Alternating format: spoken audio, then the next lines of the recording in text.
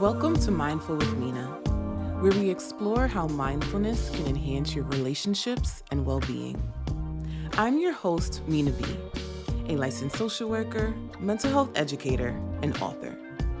Through insightful discussions, I will guide you towards self-awareness and self-efficacy, empowering you to effectively manage your relationships, reduce burnout, and be more present with yourself. So let's jump into today's episode. What's up, Mindful community? Happy New Year. It's your host, Minaa B., and I am back with new episodes going live every single Tuesday. I am so excited to be back.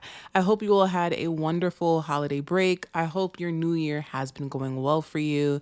And I am so excited to just jump right into today's episode, because I am going to be talking about something very important when it comes to personal growth, and that is building resilience.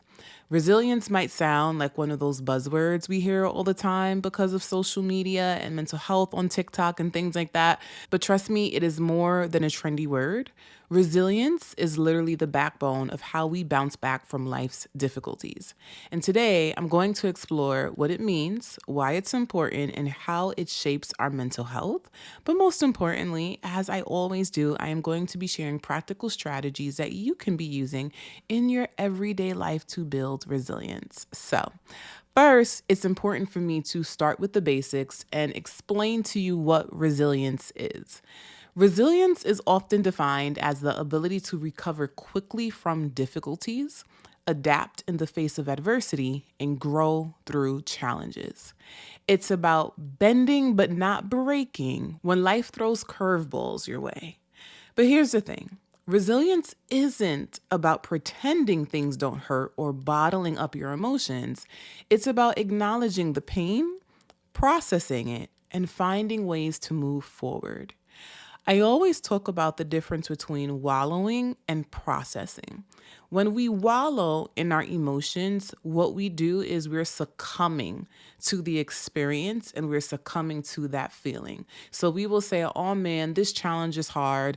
Boo-hoo, this really sucks. I hate that this thing is hard. I hate that there are obstacles in my way. And instead of having a solution-focused mindset, you just wallow. You just complain. You find yourself talking about the same thing, but you're not trying to figure out, well, if there are barriers, what steps can I take to overcome these barriers? And when you process your emotions, what you do is say, man, this thing is so frustrating right now. I'm very annoyed. I have to do this. I'm honoring the emotion. I'm not pretending the emotion doesn't exist. I'm speaking to that emotion and I'm being real with myself by saying, this thing really, really sucks. But in the midst of it being annoying, in the midst of it being frustrating, I still have to figure out how to move forward. So what's the next step? And that is what it means to be resilient. That is what it means to learn how to process and be solution focused versus being somebody who wallows and sits in what might be called a victim mindset, which is what I'm going to be unpacking in a completely different episode. But for today, we're going to stay on topic and talk about resilience so that you can figure out how to build this muscle. Because the more you work on being resilient, the stronger you become. Because the more you work on being resilient, you become mentally strong. And the beauty of resilience is that it's not a trait you're born with. It is a skill that you can cultivate over time. So this also isn't something that you have to think about pertaining to your childhood where you're saying, well, my parents didn't teach me how to be resilient, or, I grew up in a very dysfunctional home and I didn't really gain skills on how to bounce back from hardship. All I ever saw in my house were people wallowing. Therefore, all I do is wallow. And I was surrounded by people who didn't really have a solution-focused mindset. And so that may have been your experience, but guess what? You're an adult now and you get to make different choices and you get to cultivate the skill and you get to build this muscle. I want you to literally think about resilience as if it is a muscle. When you go into the gym for the very first time after never working out, or even if you didn't work out in 6 months or a year, are you going to go and pick up a 50-pound weight or a 60-pound weight? Absolutely not. You're going to start small. And as you continue to work out, your muscles are going to get stronger. Therefore, you're going to to build and build and build. So you're going to start with a 10-pound weight, and by 6 months, you might be lifting 50 pounds. That is what resilience is all about. We're cultivating it over time. So I want to dive into why resilience is extremely important, especially in a world where we are experiencing direct traumas, which are happening to us directly in our interpersonal relationships, but also indirect trauma, which is trauma that is happening maybe on a global or environmental scale, but it still impacts you. So, for example, as a Black woman, if I turn on the TV and I see another shooting happening to a Black person, or if I see something happening to members of the Black community, even though it's not happening directly to me, it is happening indirectly, because at the end of the day, I still move through the world as a Black woman, right? And so that can be a form of indirect trauma. We are experiencing burnout from the amount of labor we're doing, whether it's in the workplace or the labor we're doing at home. We're experiencing burnout because a lot of us are struggling in our friendships. And so that is leading people to feeling isolated, depressed, anxious. It's also leaving people feeling overwhelmed, trying to keep up with different friendships, but also feeling like there's no substance to those relationships. And so I say all of this to say that it is imperative that we learn how to progress as individuals when there are so many things that are happening that's outside of our control. It's important to learn how to have a mindset where you can recognize that, yeah, things may be hurting you, things may make you feel sad, things may make you feel anxious, but you still have a mindset of, I want to figure out how to fix this. I want to figure out how to be better. I want to figure out how to improve my life. And being resilient actually plays a huge role in increasing our mental health, even when things around us is impacting our mental health on a detrimental level. So your mindset is also going to play a role regarding how you feel in life. So let me share a few reasons why resilience is important. One, your mental health and emotional well-being is tied to your ability to be resilient. Resilience acts as a buffer against stress, anxiety, and depression. So when you're resilient, you're better equipped to handle life's ups and downs without feeling completely overwhelmed or defeated. So I'm not saying that if you're resilient, you're never going to feel depressed, you're never going to feel anxious. But what I am saying is that you may feel those emotions, but it won't be to the point where it's so debilitating that it's impacting the quality of your life and your ability to function. So that is what it means to be resilient, even when you are feeling stressed out, even when you are feeling anxious, even when you are feeling depressed. You find yourself learning to be a bit more equipped so that you don't succumb to those feelings, and so that you don't engage in something called emotional reasoning, which is when we allow our feelings to dictate our actions. So people who are resilient, they will say to themselves, I feel anxious, but I still have to do this thing even while I'm afraid. And when you don't have resilience, what you say to yourself sometimes is, I feel anxious, and so because I'm afraid, I'm just not going to do it. That is the difference between somebody who has a resilient mindset and someone who does not. Another reason why resilience is important is because it leads to personal growth.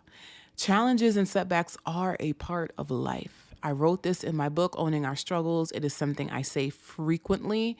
It is that adversity and hardship is always going to come in life. I wish there was a way that we could bypass hardship and we could bypass challenges, but that's not the case. And so when you find yourself constantly wallowing and constantly focusing on what is going wrong, what that also means is that you're not taking the time to explore opportunities to learn and grow, and also figure out what are the obstacles and how can I overcome them.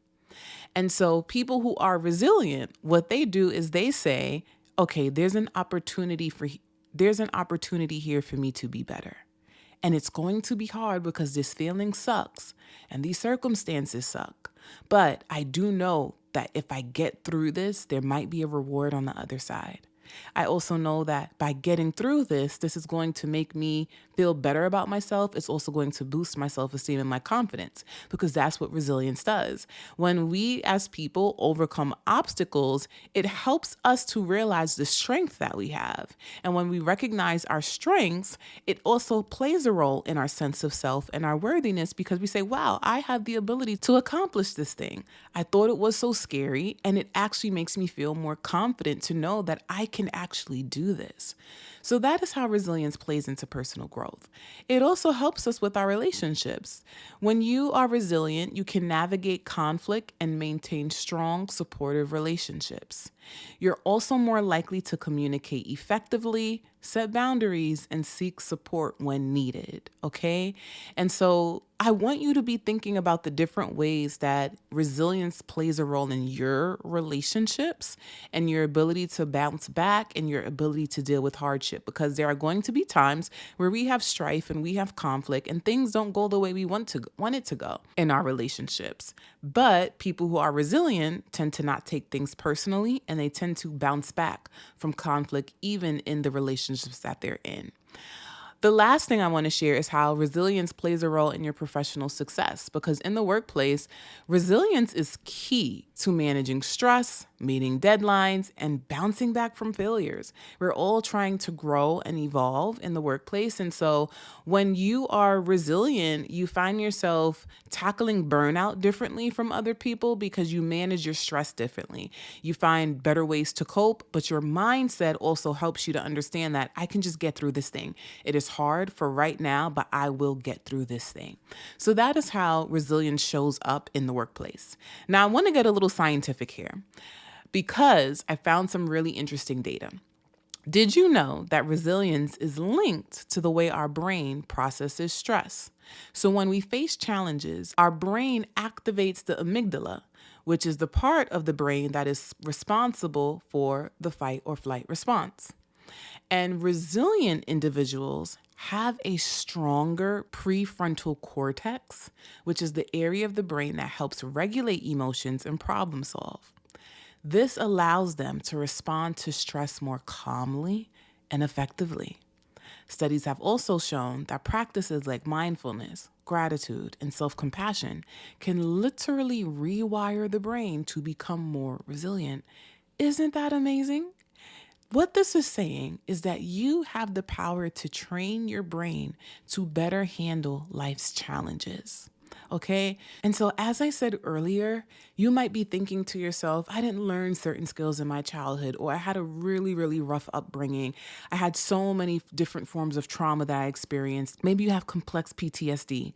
Maybe you have post-traumatic stress disorder. Maybe you're struggling with depression. Maybe you have a whole host of things that you've experienced that has impacted the way you feel and the way you think. What I want you to understand is that mindfulness is an accessible practice. Practicing gratitude, that's also accessible. Practicing self-compassion, that is also accessible. Understand that in everything that I just shared so far, I never said that you need to go to a store and buy supplements, or you need to go spend hundreds of dollars on luxury treatments. You need to take yourself on a luxury retreat and spend 5 to 10K in order to learn how to be a better person. No. You listening to this podcast could be the first step. You going to a library could be the first step.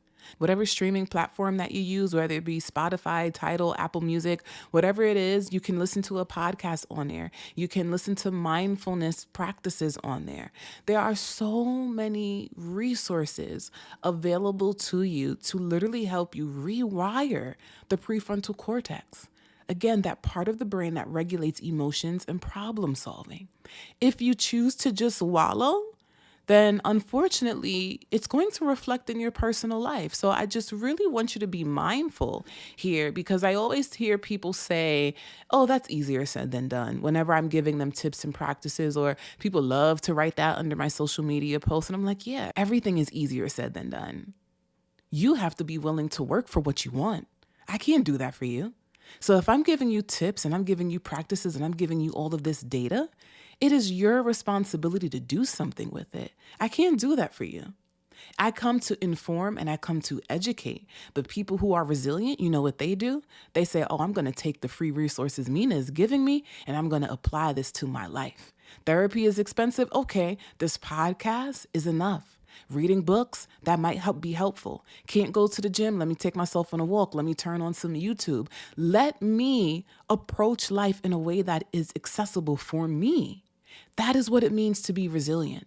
So as you take all of this information in, if you catch yourself saying, oh, Minaa, but this sounds so easy. Yeah, it sounds easy. Talking is always easy. You know this. This is why people love to yap their mouths all the time. It's easy to talk, but applying things to your life, yeah, that is hard work, but are you willing to do it? Do you love yourself enough to do it? Do you want a particular life enough to do it? The idea of the life you want to live, that's great, but you have to apply certain things to your day-to-day in order to become the version of yourself that exists in your mind. So now I'm going to dive into some ways that you can learn to be resilient because, again, this is all about doing the work. The first thing I want you to do is cultivate a growth mindset. Resilient people view challenges as opportunities to grow, not as insurmountable obstacles. Try reframing setbacks as learning experiences. This is something that you can literally do in your journal. You can literally write out things that are obstacles and figure out 3 solutions to your problems. That is going to be your homework. If there is something happening in your life that you feel like it is an obstacle to what you want, then you need to figure out what are 3 ways that you can reframe the situation. Also, understand that reframing is also about your mindset.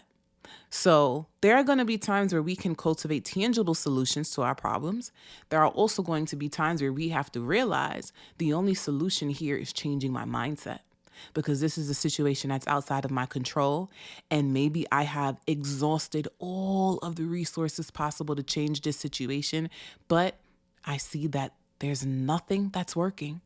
And so maybe what's happening here is you need to learn how to change your mind. You need to reframe how you see the situation.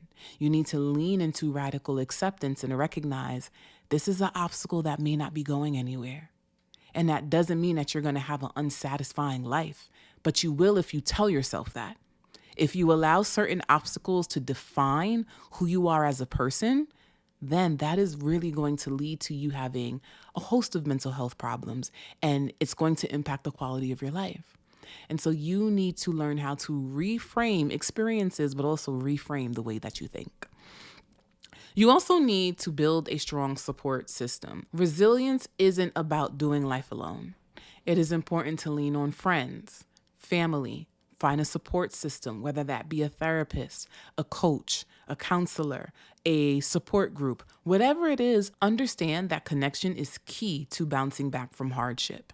And this loneliness epidemic that we're living in, and this epidemic of people feeling isolated from others and not really knowing how to socialize anymore, not having certain skills because we're glued to our phones and online culture, is really interfering with us building healthy support systems. This is a time for you to take inventory of the way that you show up for others. And when it comes to other people showing up for you, what does that look like as well? Do you let people show up for you? Do you ask for help when you need it? If you don't, why don't you? Because that's a you issue that you have to figure out, because sometimes you are the obstacle. You are the person standing in your own way sometimes. So you have to figure out, if you do not have a strong support system, how can you go about cultivating one? The next thing I want you to do is practice self-compassion. You need to treat yourself with kindness when things go wrong. Acknowledge your feelings without judgment. And the best way to do this is to acknowledge your feelings without criticizing yourself, and remind yourself that it's okay to struggle. Remind yourself that struggling is a part of life, but also remind yourself that you can bounce back from your struggles. Another thing I want you to do is focus on what you can control. I said this a little bit earlier, but I want you to understand that life can feel overwhelming when you're focused on things outside of your control. And so instead, I want you to shift your energy to what you can control, because this empowers you and reduces feelings of helplessness. The next thing I want you to do is develop healthy coping mechanisms. What is your best way to cope, and are they healthy? Engage in activities like journaling, meditating, exercise. There are different ways to exercise. There are different ways to meditate. There are hobbies that you can do. Play a sport, play an instrument, do something that literally helps you manage stress and build emotional resilience. Swap out those self-help books sometimes and read a novel. Engage in healthy escapism. Find something that you can watch on TV that actually nourishes your spirit versus toxic, dysfunctional patterns that you're witnessing on TV that actually probably feeds parts of you that is also living in a state of dysfunction. So just be very mindful of the content you're exposing yourself to. The last tip I'm going to share is to set realistic goals. Break your goals into smaller, manageable steps. This not only makes them more achievable, but also gives you a sense of accomplishment along the way. So I hope all of this information was helpful for you today.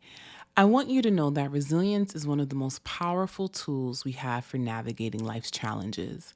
It doesn't mean you won't face hardship. It means you'll be better equipped to handle them when they come. So today, I challenge you to take one small step toward building your resilience. Maybe that's reaching out to a friend, practicing mindfulness, exercising, or simply reminding yourself that you've overcome hard things before and you can do it again. So if this episode resonated with you, please make sure to rate and review it wherever it is that you're listening to your podcast. Please also share it with someone who could use a little encouragement. You can also stay in touch with me by signing up for my newsletter, Mindful with Minaa. You can also sign up to the flagship newsletter for I'm So Mature, which is a media company that bridges pop culture, music, and personal healing. You can also order a copy of my book, Owning Our Struggles, wherever books are sold. And make sure to follow me on social media so that you can keep up on everything that is happening regarding Mindful with Minaa. So thank you again for tuning into this episode. Until next time.